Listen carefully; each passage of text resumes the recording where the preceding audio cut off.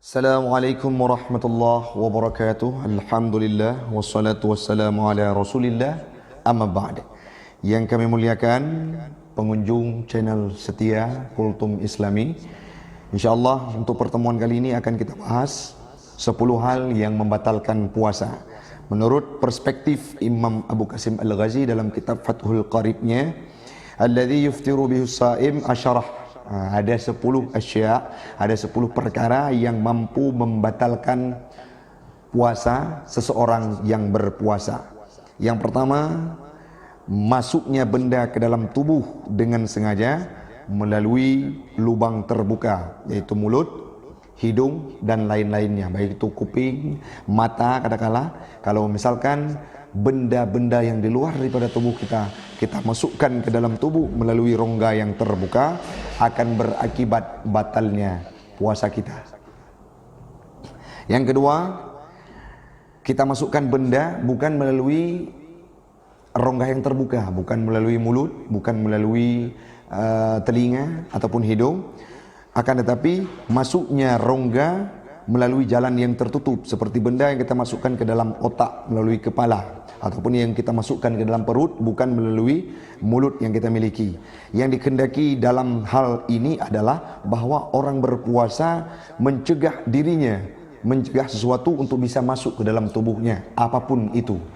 Ini poin yang pertama adalah yang membatalkan puasa memasukkan sesuatu melalui rongga terbuka. Yang kedua, memasukkan sesuatu ke dalam rongga yang tertutup, tapi hal tersebut dinamakan dengan rongga, seperti yang dijelaskan dalam kitab Fathul Qarib, ila ma yusamma jaufan, kepada sesuatu yang dinamakan dengan rongga walaupun hal tersebut tertutup, seperti otak kita, maka itu akan berakibat batal puasa yang sedang kita laksanakan. Yang ketiga, mengobati orang yang sakit melalui dua jalan, qubul dan zubur. Jadi kita masukkan seperti yang pernah kita dapati, misalkan maaf, bukan jelek, tetapi ini harus disampaikan, seperti ada sebagian orang yang mengobati penyakit bawasir atau ambien dengan memasukkan obat melalui dubur, maka itu akan berakibat batalnya puasa yang sedang dilaksanakan oleh seseorang. Begitu juga kita berenang dengan sengaja, masuk air ke dalam melalui dua lubang tersebut, maka itu akan berakibat batalnya puasa yang sedang kita laksanakan. Fi ahadits sabilaini wa hiya dawaun, yang dimasukkan adalah merupakan obat yang akan mampu menyembuh al-marid, yang akan mampu menyembuhkan orang yang sakit, fi qubul au dubur. Jadi itu akan membuat batalnya puasa seseorang. Yang keempat, muntah dengan sengaja. Namun bila tidak disengaja, maka tidak akan membatalkan puasa yang sedang kita laksanakan. Ini yang membatalkan puasa yang kelima. Yang kelima adalah al-wat'u amdan fil farji. Yang membatalkan puasa yang kelima adalah menggauli istri dan terjadinya proses yang kita maklum bersama, hubungan suami istri. Jadi yang termasuk dalam kategori al-wat'u adalah terbenamnya hasyafah seseorang masuk ke dalam faradnya pasangannya, maka itu akan berakibat batalnya puasa seseorang. Tidak akan batal puasa la yuftir sa'im bil jima'i nasiyan kama sabaq. Tidak akan batal puasa seandainya ada orang yang menggauli istrinya tapi dalam kondisi lupa. Itu tidak menjadi permasalahan sebagaimana pada makan tadinya. Wasadisu, dan bermula yang keenam. Yang keenam itu adalah al-inzal, inzal. Kalau inzal ini bahasa kita adalah wahwa khurujul mani, keluar mani, amdan juga, dengan secara sengaja, an mubasyaratan bila jima'in. Jadi dengan cara mubasyarah, bersenda gurau antara dua pasangan, bila jima'in, dengan tidak jima'.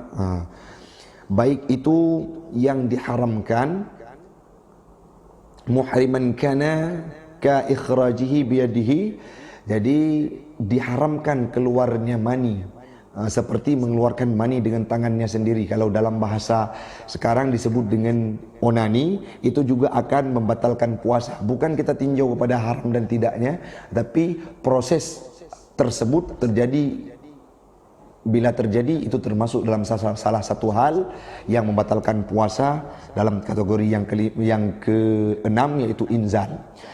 Yang selanjutnya au ghaira muhrimin, dan tidak ataupun tidak diharamkan, seperti mengeluarkan mani ka ikhrajihi biyadi zaujatihi, seperti mengeluarkan mani ataupun onani dengan tangan pasangannya, istrinya. Nah, itu tidak juga termasuk dalam hal yang membatalkan puasa, walaupun tidak diharamkan dalam perspektif referensi ini. Maka jagalah diri daripada mubasyarah saat kita sedang melaksanakan ibadah puasa. Artinya jauhkan pasanganmu, jangan ada interaksi yang membangkitkan syahwat kita, karena akan berpotensi inzal nantinya. Kalau kita inzal akan berakibat batalnya puasa. Yang selanjutnya tidak termasuk dalam mubasyarah, dalam keluar mani, dalam inzal, apabila keluar mani bil ihtilam, dengan sebab mimpi, fala iftar bihi jazman, tidak akan mampu membatalkan puasa dengan sebab ihtilam, yang mana ihtilam tersebut bukanlah hal yang disengaja. Wasabi', dan yang ketujuh, ila akhirih, sehingga 7 sampai 10 itu haid, khusus pada perempuan, tidak ada laki-laki yang tertimpa dengan haid.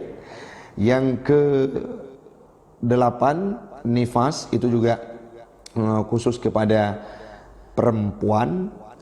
Yang ke-9 junub. Yang ke-terakhir adalah riddah, murtad, keluar daripada agama Islam. Famata maka manakala tara syai'un minha fi asna'i saumi abtalahu, manakala datang keempat-empat hal tersebut ataupun ke-10 hal tersebut akan mampu membatalkan puasa seseorang yang sedang ia laksanakan. Mudah-mudahan bermanfaat. Jauhkanlah hal-hal yang membatalkan puasa. Jagalah, semoga puasa kita berfungsi dan utuh sampai sehari penuh. Demikian yang dapat kami sampaikan. Assalamualaikum warahmatullahi wabarakatuh.